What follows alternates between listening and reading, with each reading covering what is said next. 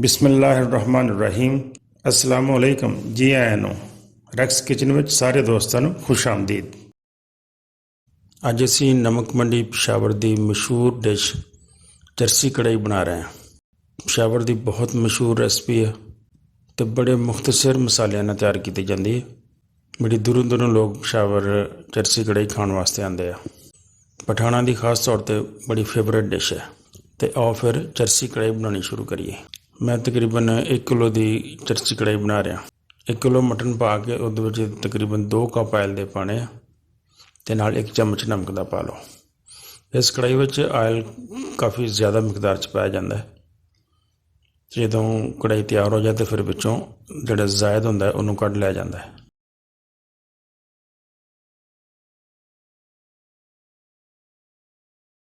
Oil ਅਤੇ ਨਮਕ ਪਾ ਕੇ ਅਸੀਂ ਕੁਛ ਦੇਰ ਕੜਾਹੀ ਨੂੰ ਇਸ ਤਰ੍ਹਾਂ ਹੀ ਪਕਾਵਾਂਗੇ।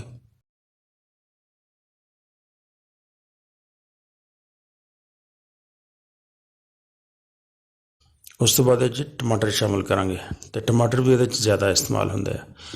ਮੈਂ ਤਕਰੀਬਨ 600-700 ਗ੍ਰਾਮ ਟਮਾਟਰ ਇਸਤੇਮਾਲ ਕਰ ਰਿਹਾ। ਇਸ ਤਰ੍ਹਾਂ ਹੀ ਸਾਬਤ ਟਮਾਟਰ ਇਹਦੇ ਵਿੱਚ ਪਾ ਦਿਓ ਅਤੇ ਢੱਕਣ ਦੇ ਕੇ ਥੋੜ੍ਹੀ ਦੇਰ ਪਕਣ ਦਿਓ।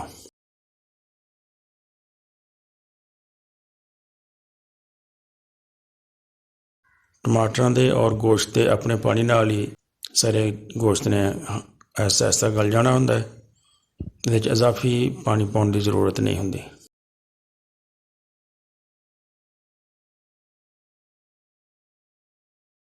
ਟਮਾਟਰਾਂ ਨੂੰ ਥੋੜ੍ਹਾ ਥੋੜ੍ਹਾ ਦਬਾ ਕੇ ਅਤੇ ਅਸੀਂ ਇਹਦੇ ਛਿਲਕੇ ਤੋਂ ਉਤਾਰ ਲੈਂਦੇ ਹਾਂ ਕਿਉਂਕਿ ਟਮਾਟਰ ਕਾਫੀ ਨਰਮ ਹੋ ਗਏ।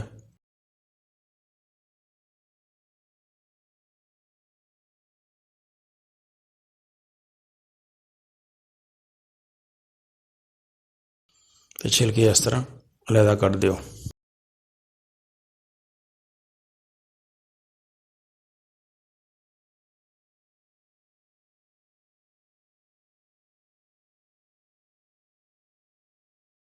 ਅਤੇ ਟਮਾਟਰ ਨੂੰ ਥੋੜ੍ਹਾ ਥੋੜ੍ਹਾ ਮਜ਼ੀਦ ਦਬਾ ਦਿਓ, ਪ੍ਰੈਸ ਕਰ ਦਿਓ ਤਾਂ ਕਿ ਹੱਲ ਹੋ ਜਾਣ।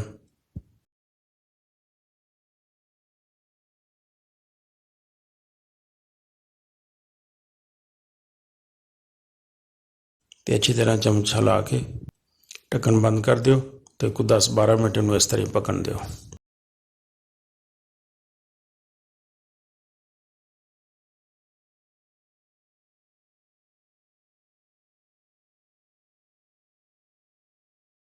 ਮਾਸ਼ਾਅੱਲਾ ਸਾਡਾ ਗੋਸ਼ਤ ਕਾਫੀ ਗਲ ਗਿਆ ਹੈ।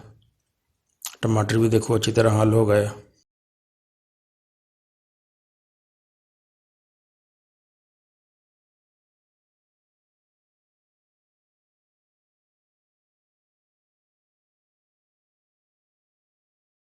ਅਸੀਂ ਇਹਦੇ ਵਿੱਚ ਥੋੜ੍ਹੀ ਜਿਹੀ ਹਰੀ ਮਿਰਚ ਕੱਟ ਕੇ ਪਾ ਦਿੰਦੇ ਹਾਂ।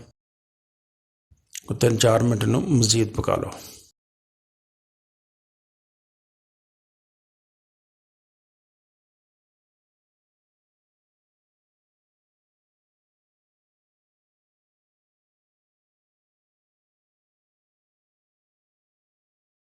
ਚਰਸੀ ਕੜਾਹੀ 'ਚ ਹੋਰ ਕੋਈ ਜ਼ਿਆਦਾ ਮਸਾਲਾ ਨਹੀਂ ਪਾਇਆ ਜਾਂਦਾ। ਅਸਲ ਰੈਸਪੀ ਇਹਦੀ ਇਸੇ ਤਰ੍ਹਾਂ ਹੀ ਆ। ਬਾਕੀ ਤੁਸੀਂ ਆਪਣੀ ਮਰਜ਼ੀ ਨਾਲ ਅਗਰ ਕੋਈ ਮਸਾਲਾ ਪਾਉਣਾ ਚਾਹੁੰਦੇ ਹੋ ਤਾਂ ਪਾ ਲਓ, ਲੇਕਿਨ ਅਗਰ ਚਰਸੀ ਕੜਾਹੀ ਬਣਾਵਾਂਗੇ ਤਾਂ ਫਿਰ ਇੰਨੇ ਹੀ ਮਸਾਲੇ ਇਹਦੇ 'ਚ ਪੈਣਗੇ।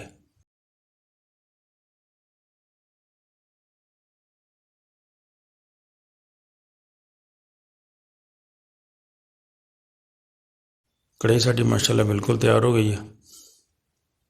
ਇਹਦੇ ਵਿੱਚ ਜਿਹੜਾ ਇਜ਼ਾਫੀ ਆਇਲ ਆ ਉਹ ਅਸੀਂ ਕੱਢ ਲੈਂਦੇ ਹਾਂ।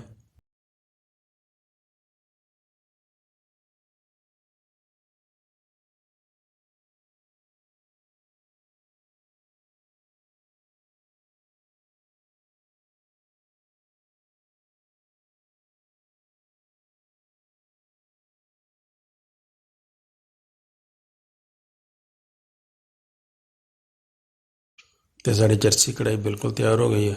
ਇੱਥੇ ਥੋੜ੍ਹਾ ਥੋੜ੍ਹਾ ਹਰਾ ਧਨੀਆ ਗਾਰਨਿਸ਼ ਕਰ ਲਓ ਅਤੇ ਇਹਨੂੰ ਗਰਮ ਗਰਮ ਸਰਵ ਕਰੋ। ਮੇਰੀ ਵੀਡੀਓ ਅੱਛੀ ਲੱਗੀ ਹੋਵੇ ਤਾਂ ਦੋਸਤਾਂ ਨਾਲ ਜ਼ਰੂਰ ਸ਼ੇਅਰ ਕਰਿਆ ਕਰੋ ਅਤੇ ਨਾਲ ਲਾਈਕ ਕਰ ਦਿਆ ਕਰੋ। ਕਮੈਂਟਸ ਵਿੱਚ ਆਪਣੇ ਖਿਆਲਾਂ ਦਾ ਇਜ਼ਹਾਰ ਵੀ ਜ਼ਰੂਰ ਕਰਿਆ ਕਰੋ। ਵੀਡੀਓ ਪੂਰੀ ਦੇਖਣ ਦਾ ਬਹੁਤ ਸ਼ੁਕਰੀਆ। अस्सलाम वालेकुम।